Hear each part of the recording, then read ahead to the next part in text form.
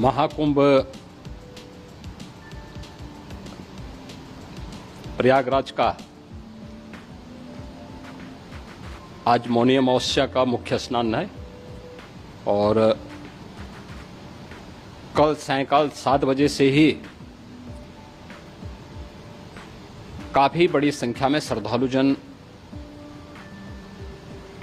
प्रयागराज पहुंच करके स्नान भी कर रहे थे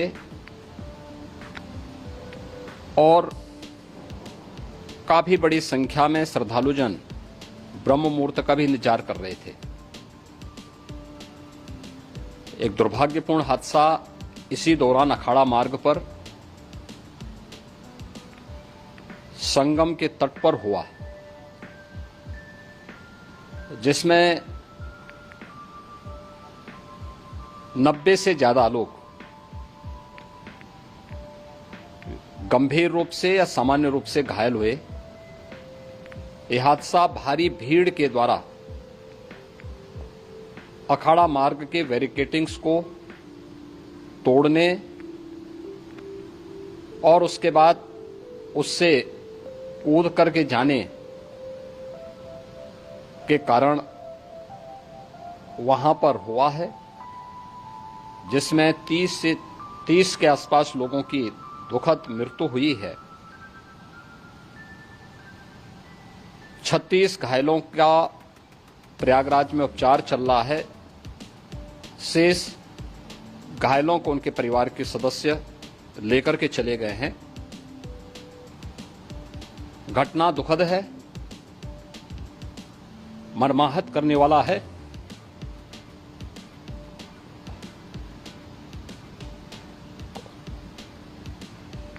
उन सभी परिजनों के प्रति हमारी पूरी संवेदना है। हम लोग रात्रि से ही लगातार प्रशासन के संपर्क में हैं। मेला प्राधिकरण, पुलिस प्रशासन, एनडीआरएफ, एसडीआरएफ,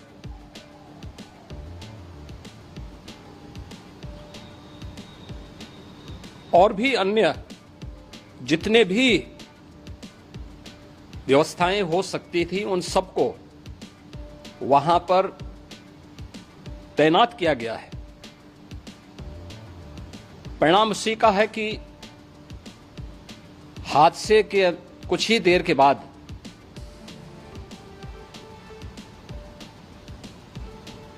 राहत कार्य को ग्रीन कॉरिडोर बना करके प्रशासन ने, पुलिस ने, एनडीआरएफ और एसडीआरएफ के स्वयंसेवकों ने सभी लोगों को हॉस्पिटल तक पहुंचाने का काम किया है। लेकिन दुर्भाग्य से इस दौरान ये मौतें हुई हैं।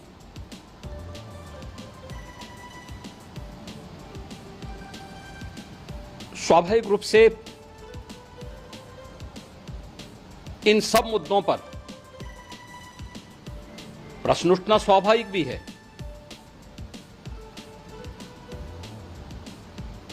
उपचार के बाद बहुत सारे लोग अपने परिवारजनों के साथ जा चुके हैं, उनके परिवार के लोग ले जा चुके हैं। जो बाकी बच्चे हैं उनका उपचार चल रहा है। उपचार के सारे इंतजाम वहां किए गए हैं।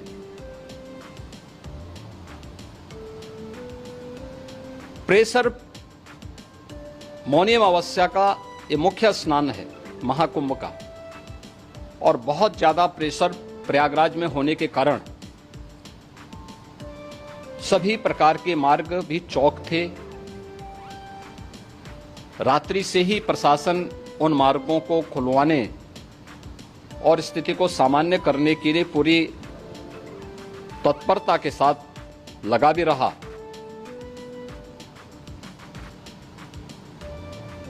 ये सभी घटनाओं के बाद, ये जो हादसा हुआ है, इस हादसा के बाद वहां पर अखाड़ों ने जो आज अमृत स्नान ब्रह्म मुहूर्त में 4 बजे से प्रारंभ होना था, मेला प्राधिकरण के अनुरोध पर उन्होंने स्थगित किया था। अपराह्न में अमृत स्नान प्रारंभ हुआ, जिसमें सभी अखाड़ों ने और अन्य जो सहयोगी संस्थाएं हैं उन लोगों ने इसमें भाग लिया। सभी पूज्य आचार्य महामंडलेश्वर भी इस अमृत स्नान में भागीदार बने। प्रयागराज में आज 8 करोड़ से अधिक लोगों का, श्रद्धालुओं का दबाव था। यद्यपि अगल बगल के जनपदों में मिर्जापुर, भदोई, प्रतापगढ़, फतेहपुर, कौशाम्बी, इन सभी जनपदों में भी होर्डिंग एरिया बना करके काफी बड़े पैमाने पर श्रद्धालुओं जनों को रोका गया था, जिन्हें अमृत स्नान संपन्न होने के बाद, जब सभी अखाड़े स्नान संपन्न कर चुके हैं, उसके बाद अब वहां से रिलीज किया गया है। इतना भारी दबाव ये पहली बार वहां पर देखने को मिला था, और जिसके बारे में हम लोगों ने पूरे इंतजाम करने के प्रयास भी किए गए थे। रेलवे स्टेशनों पर, चाहे वह झूसी हो, चाहे वह प्रयागराज सिटी हो, प्रयागराज हो, फाफामऊ हो, उन सभी पर लगातार दबाव बना रहा। रेलवे ने भी इस दौरान वहां के दबाव को ध्यान में रखते हुए मेला स्पेशल चलाई। रूटीन और मेला स्पेशल को मिलाकर के लगभग 300 से अधिक ट्रेन रेलवे के द्वारा अब तक चलाई जा चुकी हैं, और जिससे श्रद्धालु जनों को उनके गंतव्य तक पहुंचाया जा सके। उत्तर प्रदेश परिवहन निगम ने भी अपनी 8000 से अधिक बसेज श्रद्धालु जनों को उनके गंतव्य तक पहुंचाने के लिए लगाया हुआ है, और जिससे उन सबको सुरक्षित उनके घरों तक पहुंचाया जा सके। दिन भर स्मूथली, बहुत ही सुगमता के साथ पूरा स्नान इसके बाद हुआ है, जिसमें पूज्य शंकराचार्य, आचार्य महामंडलेश्वर, वरिष्ठ संतजन और सभी अखाड़ों ने इसमें पूरा सहयोग भी किया और पूरे कार्यक्रम को सकुशल संपन्न करने में अपना योगदान भी दिया है। ये सभी घटनाएं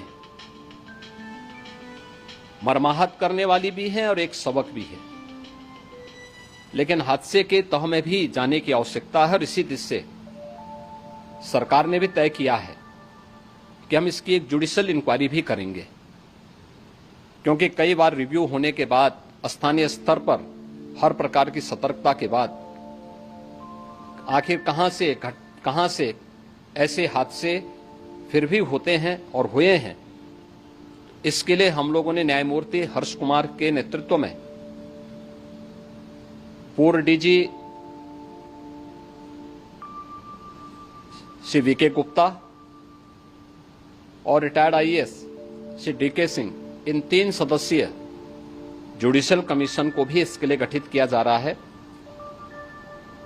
इन सभी अन्य कार्यों के साथ साथ हम लोगों ने वहां की पूरी घटना पर आज पूरे दिन भर एक एक घटना को लेकर के मुख्यमंत्री का जो कंट्रोल रूम था, उस कंट्रोल रूम से भी, चीफ सेक्रेटरी के कंट्रोल रूम से भी, डीजीपी के कंट्रोल रूम से भी लगातार इन चीजों की मॉनिटरिंग की जाती रही।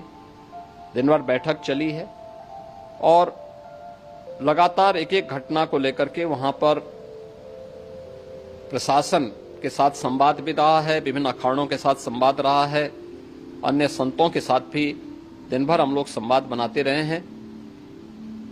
प्रातःकाल से आदरणीय प्रधानमंत्री जी का, माननीय गृह मंत्री जी का, माननीय राष्ट्रीय अध्यक्ष जी का, अन्य तमाम केंद्रीय मंत्रियों का, माननीय रेल मंत्री जी का, प्रदेश की माननीय राज्यपाल महोदया का भी समन्वय बराबर आवश्यक दिशा निर्देश भी और मार्गदर्शन भी प्राप्त होता रहा। इसको लेकर के यहाँ पर सरकार ने उसे नीचे मजबूती के साथ उतारने का कार्य करने का प्रयास किया। घटना अत्यंत दुखद है। मृतकों के प्रति मेरी विनम्र श्रद्धांजलि है। जितने भी मृतक के परिजन हैं, उन सभी परिवारजनों के प्रति जिन्होंने अपने परिवार के सदस्यों को खोया है, मेरी संवेदनाएं हैं। विनम्र श्रद्धांजलि उनके प्रति संवेदना मेरी है। और इस पूरी घटना की हम लोग न्यायिक जांच करवा करके इसकी तह में भी जाएंगे। इसके अलावा पुलिस के स्तर पर भी अलग से हम लोग इसकी एक अलग से भी जांच करवाएंगे कि आखिर कहां पे ऐसे हादसे किन कारणों से हुए हैं, क्योंकि पहले से इस बारे में हम लोग, हमारी रणनीति थी कि इतनी बड़ी संख्या में श्रद्धालु वहां पर आएंगे। मृतक के परिजनों के प्रति हम प्रदेश सरकार की तरफ से, जिन्होंने इस हादसे में अपने परिवार के सदस्यों को खोया है, वहां पर मेला प्राधिकरण के पास वो पूरी सूची है, उन लोगों ने उसको वहां पे जारी भी किया है। मैं उन सब के प्रति अपनी संवेदना भी व्यक्त करता हूं और परिवारजनों को हम प्रदेश सरकार की तरफ से 25-25 लाख रुपए की आर्थिक सहायता की घोषणा भी कर रहे हैं। और न्यायिक आयोग इस पूरे मामले को देख करके एक समय सीमा के अंदर राज्य सरकार को अपनी रिपोर्ट देगा और इसमें आने वाले समय में या आने वाले स्नान के लिए भी हम और कैसे व्यवस्था को और सुदृढ़ किया जा सकता है, इसके बारे में भी कल मुख्य सचिव और डीजीपी स्वयं एक बार प्रयागराज जाकर के उन सभी मुद्दों को देखेंगे। आवश्यकता पड़ती है तो फिर इसमें, यद्यपि आज प्रदेश सरकार के तमाम वरिष्ठ अधिकारियों को हम लोगों ने अलग अलग स्थानों पर वहां लगाया गया था और वे सभी पूरी तत्परता के साथ, प्रमुख सचिव नगर विकास वहीं थे, पीडब्ल्यूडी के प्रमुख सचिव भी वहीं पे थे, पावर कारपोरेशन के चेयरमैन भी वहीं पे मौजूद थे, जिन एक एक मुद्दों पर वहां पर वे लोग लगातार निगाह रखे हुए थे। लेकिन दुर्भाग्यपूर्ण घटना और ये मर्माहत करने वाली घटना है। मैं सभी उन पुण्य आत्माओं के प्रति अपनी विनम्र श्रद्धांजलि भी अर्पित करता हूं।